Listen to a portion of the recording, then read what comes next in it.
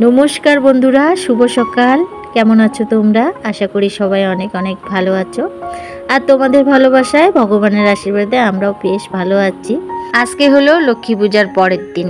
জানো তো, ঘুম থেকে উঠতে উঠতে না অনেকটাই লেট হয়ে গেছে। পূজা পার্বণ চললো কয়েকদিন ধরে, শরীরটা একদমই ক্লান্ত। আজকে আর বিছানা ছেড়ে উঠতে ইচ্ছে করছে না।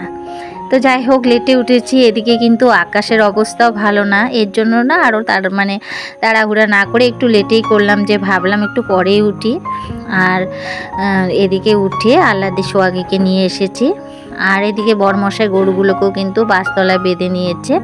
তো এখন ঘরে যাব, ঘরে গিয়ে অনেক কাজকর্মই আছে, কারণ আগের দিন একটা পূজা গেল। তো ঘরে কিন্তু অনেক কাজ পড়ে আছে। তো চলো এখন ঘরে যাই, ঘরে গিয়ে কাজকর্মগুলো সেরে নিই, আর তোমরাও দেখতে থাকো।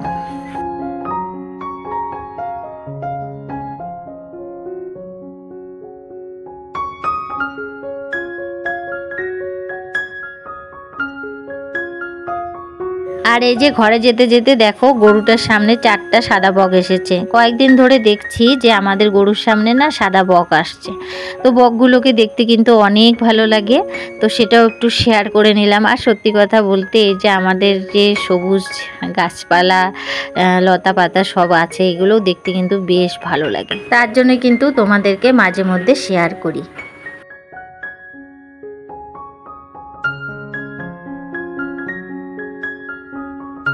আর এদিকে দেখো, বাসি কাজকর্ম করে নিয়ে স্নানটাও কিন্তু সেরে নিয়েছি, আর চলে এসেছি ঠাকুর ঘরে।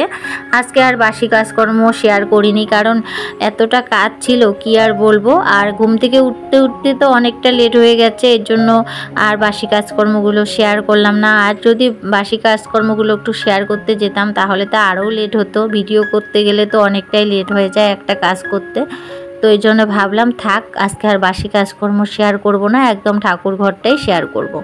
তো এই যে এসেছি ঠাকুর ঘরে। ঠাকুর ঘরে এসে কালকে যে পূজা হয়েছে, এর জন্য অনেক ফুল বেলপাতা পড়ে রয়েছে, সেগুলোকে এখন গুছিয়ে গাছিয়ে কিন্তু নিয়ে যাচ্ছি। আর ছোট পূজা হোক আর বড় পূজা হোক, ঠাকুরের কিন্তু অনেকটাই বাসনপত্র বের হয়। তো সেগুলো কিন্তু এখন মেজে ঘষে সব পরিষ্কার করব। যেগুলো দরকার আছে সেগুলো তো থাকবে, আর বাকিগুলো কিন্তু শুকিয়ে নিয়ে আমি কিন্তু আবার জায়গা মতন তুলে রাখবো। আবার যখন একটু বড় সড়ো পূজা হবে, তখন কিন্তু বের করে নিব। তো এদিকে দেখো, সব কিছু বের করে নিয়ে ঠাকুর ঘরটা মুছে নিয়ে তারপরে কিন্তু ঠাকুরের বাসনগুলোও মেজে নিয়েছি। আর এখন ধুয়ে নিচ্ছি। ধুয়ে নিয়ে এগুলো সব ঠাকুর ঘরে উপর দিয়ে দিব, তারপরে কিন্তু পূজাটাও দিয়ে নিব। দেখো, কালকে কিন্তু ছোটো মোটো করেই পূজা দিয়েছিলাম, তাও দেখো কত বাসনপত্র। তো এরকম কিন্তু বাসনপত্র লাগে। আমরা যখন রান্না করতে চাই, একটু রান্না করি আর বেশি রান্না করি, তখনও কিন্তু এরকমই বাসন হয়। তেমন কিন্তু ঠাকুরেরও এরকমই অবস্থা, কারণ ঠাকুরের ছোট পূজা করি আর বড় পূজা করি, ঠাকুরের কিন্তু অনেকগুলোই বাসন দরকার হয়। তো এই যে এখন প্রত্যেকটা বাসন ভালো করে ধুয়ে নিব, আর ধুয়ে নিয়ে শুকিয়ে তারপরে কিন্তু তুলে রেখে দিব। আর যেগুলো তো লাগবে সেগুলো তো রেখেই দিব। আর চলো ঝটপট করে বাসনগুলো ধুয়ে নিয়ে তারপরে কিন্তু আমি এদিকে চাটা করে নিব। এদিকে ছেলে মেয়ে কিন্তু এখনও ঘুম থেকে ওঠেনি। ওরাও কিন্তু কয়েকদিন ধরে পূজার কিন্তু এখনও ওদের রেস্ট কমেনি, চলছে ওদের ঘুম। কারণ ওরা এখনও অনেক ঘুমাচ্ছে, সকাল সকাল উঠছে না ওরাও। তো জানি না কবে ওদের পূজার আর কি ইয়েটা যাবে, তখন আবার স্বাভাবিক হয়ে উঠবে। সবাই, আমরাও কিন্তু এখনও স্বাভাবিক হইনি। পূজার একটা যে ধকল বলো আর যেটাই বলো নাকি, আমি সেরকমভাবে হয়তো গুছিয়ে বলতে পারছি না, সেটা কিন্তু এখনও কাটছে না। এখনও কিন্তু শরীর থেকে পূজা পূজা গন্ধ বের হয়েই যাচ্ছে। তো জানি না কবে আবার স্বাভাবিক হয়ে উঠবো। তো আবার প্রতিদিনের মতন জীবনযাপন শুরু হবে, কিন্তু এখনও কিন্তু স্বাভাবিক জীবনযাপন চলছে না। কারণ মনে হচ্ছে যে এখনও পূজা পূজা। যাই হোক, কালী পূজা যতদিন না হয়েছে ততদিন কিন্তু পূজা পূজা একটা ভাব থাকবেই মনের ভিতরে। কারণ যেহেতু এই কয়টা পূজা একদম খুব পিঠাপিঠি বলতে কাছাকাছি, এর জন্য কিন্তু কালী পূজা, দুর্গা পূজার থেকে কালী পূজা অবধি কিন্তু একটা পূজা পূজা গন্ধ থাকে। তারপরে কিন্তু শরীরেও একটা অলসতা ভাব আসে যায়। তো এদিকে দেখো, স্নান করে তো পূজা টুজা দেওয়া হয়ে গেল। আর এই যে কালকে ভাসুরের বাড়িতে প্রসাদ খাইনি জন্য আমার জন্য নিয়ে এসেছে, তো সেগুলোই এখন খেয়ে নিব। পূজা দেওয়া যখন হয়ে গেছে, তো অনেকগুলোই নিয়ে এসেছে, ছোট মেয়ে বড় মেয়ে ছেলে সবাই খেয়েছি। তো প্রসাদ টসাদ খেয়ে তারপরে চলে আসলাম রান্নাঘরে। দুপুরের রান্না করব, আর সকালে রান্না বান্না আর কি কিচ্ছু করিনি, কারণ লুচি সুজি ফল নাড়ু সবই ছিল, সেগুলো খেয়েছি। আর কি সকালে খাবার বানাবো, এই জন্য আর কোনো সকালের খাবার দাবার বানাইনি। একটু ছোটো মেয়ে চা করে দিয়েছিল, সেটাই খেয়েছি। তো এদিকে বরমশাই বাজার নিয়ে এসেছে। বাজার বলতে আজকে সেরকম কিছু না, ওই মাছের তেল আর মাছের ডিম নিয়ে এসেছে। তো ওটাই আর কি রান্না করব। আর ভাসুরের বাড়ির থেকে একটু শাক ভাজা গুঁড়া মাছের চচ্চড়ি দিয়েছে, তো ওগুলো দিয়ে হয়ে যাবে। তো এদিকে দেখো 2 কড়াই বসিয়ে দিয়েছি, যেহেতু আজকে সেরকম কিছু রান্না বান্না নেই, এই জন্য না জোগাড় করে নিয়েই বসেছি যে না ফটাফট করে নিব। আর ভালো লাগছে না, একটু শুয়ে পড়বো।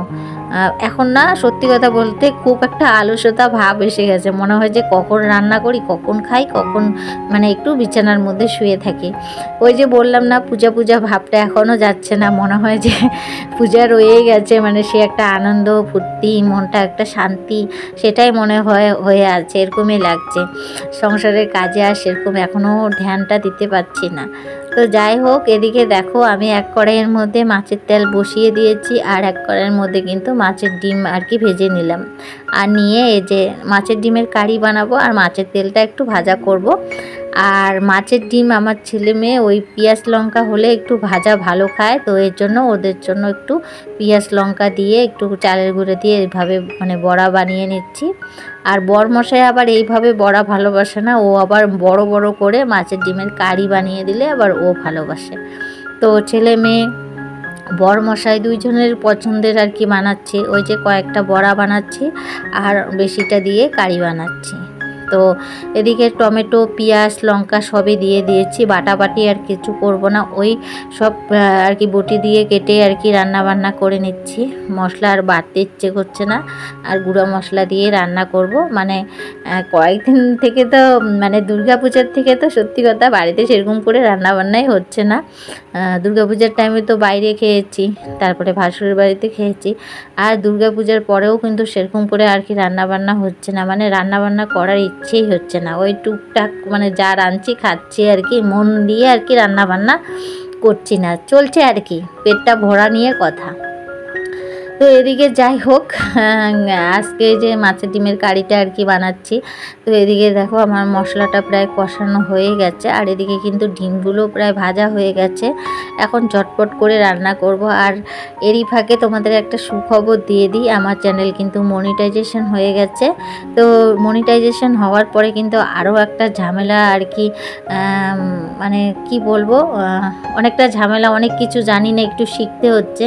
তো এর জন্য না আর কি সময়েরও দরকার, ফোনে একটু সময়টা বেশি দিচ্ছি, অনেক কিছু জানি না, একটু একটু করে তো শিখতে হবে। এখন যেহেতু মনিটাইজেশনটা হয়েও গেছে, তো অনেকটা মানে ভিডিও ছাড়ার থেকে শুরু করে সব কিছু ব্যাপারটা একটু অন্যরকম হয়েছে। এই জন্যে না একটু করে কিন্তু মোবাইলে বেশি টাইম দেওয়া লাগছে। তো যাই হোক, আস্তে আস্তে সবই শিখে যাব, এত কিছুই যখন শিখেছি। আর মানুষের তো শেখার কোনো শেষ নেই। তো এদিকে দেখো তোমাদের সঙ্গে কথা বলতে বলতে আমার কিন্তু দুপুরে রান্না বান্না খাওয়া দাওয়া শেষ। এখন সন্ধ্যাবেলা সন্ধ্যাবাতি দেওয়া হয়ে গেছে। এখন যাচ্ছি ভাসুরের বাড়িতে, ছোটো মেয়ে আর আমি। ওখানে একটু আমাদের কাজ আছে, কাজ বলতে কি ভাসুরের বাড়িতে একটু স্টিকার লাগাবো। তো এদিকে যাচ্ছি, আমার ছেলে আর একটা ফোন চাচ্ছে। তো আমি বললাম যে না, আমার সবার ভিডিও দেখা আছে, এর জন্য তোকে এখন দিব না, পরে আসি আগে তারপরে তোকে দিব। তো একজনের ভিডিও চলছে, তো ছেলেকে বললাম। তো যাই হোক, ছেলে মেনে গেল। তারপরে এই যে দেখো ভাসুরের বাড়িতে চলে আসলাম। আসার পরে কি করব সেটাও কিন্তু তোমাদের সঙ্গে শেয়ার করব, আর কি কারণে এসেছি। তো এই যে এখন যাই ঘরে, ঘরে গিয়ে তোমাদের সঙ্গে শেয়ার করে নিই। আর এদিকে দেখো ঘরের মধ্যে মা কত জামা কাপড় নিয়ে বসে পড়েছে। এই দেখো কি অবস্থা, মানে পূজা গেছে সবারই কিন্তু এরকম অবস্থা, কারণ অনেক জামা কাপড় বের হয়েছে, সেগুলো কিন্তু এখন আবার জায়গা মতন রেখে দিতে হবে। তো মা ওই কাজটাই করছে আর কি, শাশুড়ি মা। আর এদিকে দেখো এই যে স্টিকারগুলো, এগুলো রান্নাঘরে লাগাবো।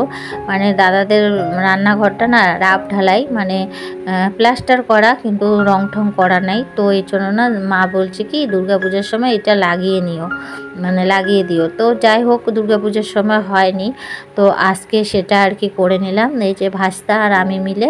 তো রান্নাঘরটা কিন্তু এখন বেশ ভালো লাগছে, না হলে কিন্তু একদম মানে তেলকাশটা হয়ে গেছিলো। তো এর জন্যই আর কি এইভাবে আর কি একটু লাগিয়ে দেওয়া গেল। তো এখন তো মোছা যাবে। তো কিছুটা কাগজ আর কি শর্ট পড়ে গেছে, তো স্টিকার আর কি, তো পরে ওটা এনে আর কি ঠিকঠাক করে নেওয়া যাবে। তো এই যে যা আবার এখন গ্যাস ট্যাসগুলো তুলে নিচ্ছে। আর এদিকে আমরা এখন যাব বাড়িতে। তো আমি আবার কালকে এখানে মোয়া খাই, মানে মোয়া বলতে কি নাড়ু খাইনি। তো দাদাকে বলছিলাম যে আমি নাড়ু খাইনি, আমাকে নাড়ু দাও। পরে এই যে দেখো আমাকে অনেকগুলো নাড়ু দিয়েছে। এখন নাড়ু খেতে খেতে বাড়ি যাব। আর এই তো নাড়ু খেতে খেতে কিন্তু বাড়িতেও চলে এসেছি। আর বাড়িতে আসার সময় চাঁদ মামাকে দেখছি, অনেক সুন্দর লাগছে, তাই একটু ক্যামেরা করে নিলাম। আর বন্ধুরা, ভিডিওটাও এখানে শেষ করছি। ভিডিওটা যদি ভালো লাগে প্লিজ লাইক কমেন্ট সাবস্ক্রাইব করে দিও। আর সবাই ভালো থেকো, সুস্থ থেকো। আবারও দেখা হবে নেক্সট ব্লগে। ততক্ষণ পর্যন্ত সবাইকে tata, bye bye, good night. আবারও বলছি good night, good night, good night.